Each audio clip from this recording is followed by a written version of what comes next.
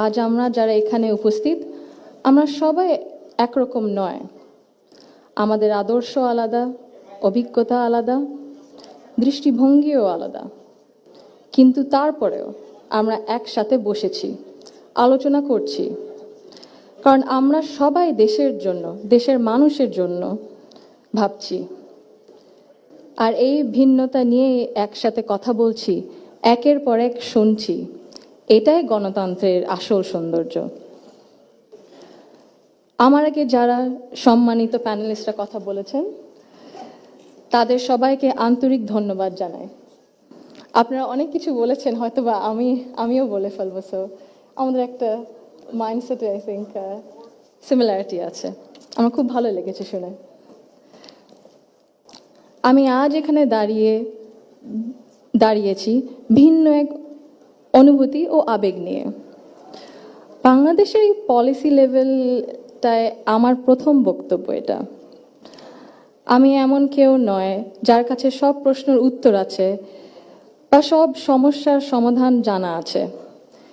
তবু আমি বিশ্বাস করি নিজের ছোট্ট জায়গা থেকেও সমাজের জন্য, দেশের জন্য কিছু করার আন্তরিকতা আমাদের সবার মধ্যে থাকা উচিত।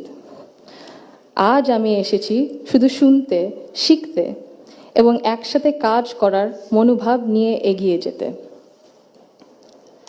Today's dialogue is about women shaping the nation. But before we speak about shaping the future, we must be honest about the everyday lives, reality shaping women's lives in Bangladesh.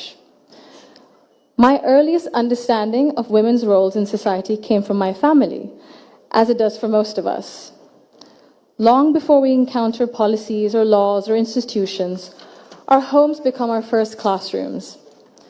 They teach us what is possible, what is acceptable, and what is expected. In my home, certain things were never questioned. It was never questioned whether a woman could pursue an exemplary medical career while raising a family. It was never questioned whether a woman could build a nationwide social welfare organization on her own merit. It was never questioned whether a woman was fit to lead, to command authority in a room full of men. And it was never questioned whether the men in our lives would stand alongside the women in their lives as equals. My mother continued to excel professionally as a cardiologist in government hospitals, often in patriarchal settings, because she had encouragement and support at home to balance both career and family. In 1979, my Nanu